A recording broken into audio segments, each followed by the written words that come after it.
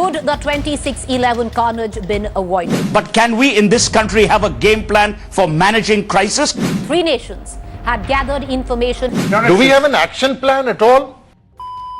All of us Indians by now are convinced that the 26/11 Mumbai attacks could have been prevented.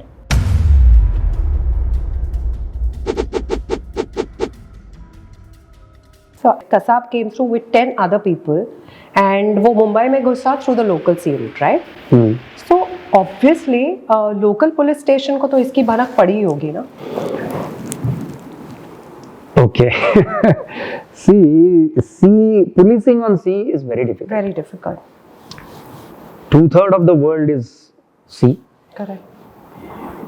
And I would say that 2/3 of the crime happens on sea. Oh. The course of events is like this. There was an attempt taken earlier in September. And I think there were 2 attempts. So one occasion they banged into a rock and the operation got aborted. The other one is they had to abort it because of heightened security presence on our side. The third one of course went through on 26/11. Yes. They boarded somewhere off Karachi. Correct. On a ship. On their own ship initially. Then when they came into the Indian waters, they got a Indian fishing trawler called Kubera, which was a Gujarati owner was there and it was his boat.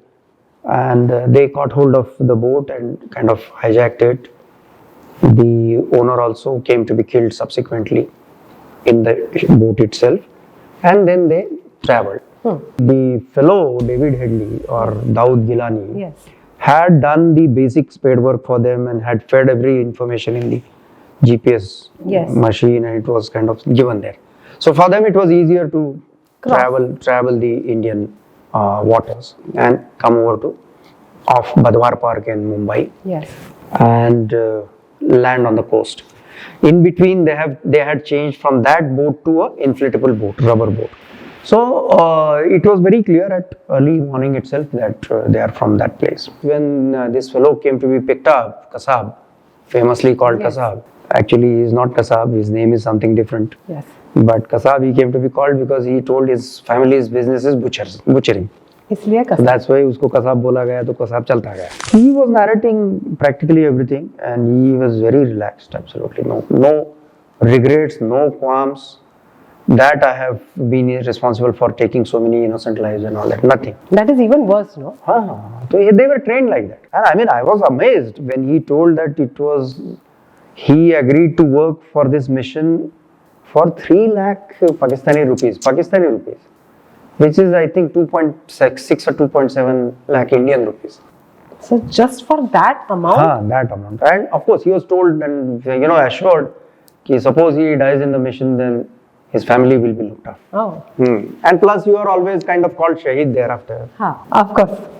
That is an added advantage. One beauty of the terror organizations is, they have encashed post-dated checks with great ease and with great, I would say, aplomb. How they talk to the terrorist elements or the possible terrorist elements, the prospective terrorist elements, about afterlife. So after you die, you will get those, there is a famous thing, 72 hours in after you die. So it's a classic case of encashing a post-dated check today. And the guy falls for that and he says, okay, chalo, मेरे को post life ये मिलेगा, after life में.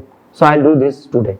Unbelievable. और उसको हमने कसाब को बताया था बाद में, भैया तुमको ऐसे बताया था ना सब आफ्टर लाइफ के बारे में and all that, मरने के बाद में. तो चलो तुम हमारे साथ चलो. Then we took him to the morgue in our JJ hospital morgue. And we showed him all the bodies. They were all stinking. So they were shown the bodies and we made him remove his mask and smell the stink. Now are they smelling, is there any aroma like you were told in the training? So then of course slowly things started getting onto his mind. But yes, this is how they have been encashing things which are in imaginary domain. Trust our top-notch intelligence agencies with due respect to them, the IB, the CBI, the RNAW.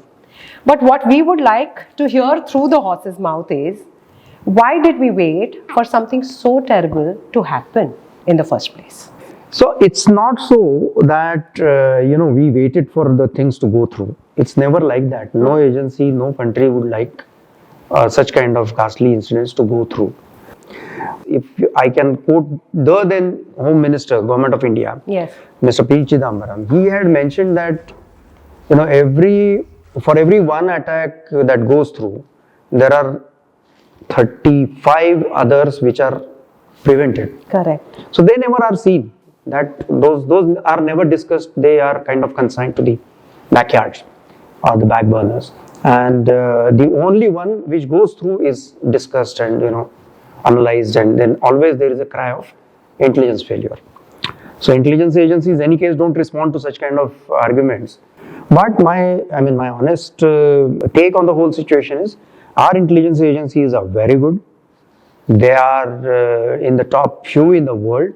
See, for a terrorist, it's only one success Yes. enough for them to, rock your boat.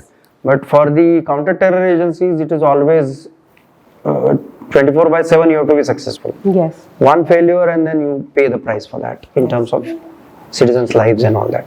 सिर्फ एक बार जीतना होता है, पर हमें हर एक बार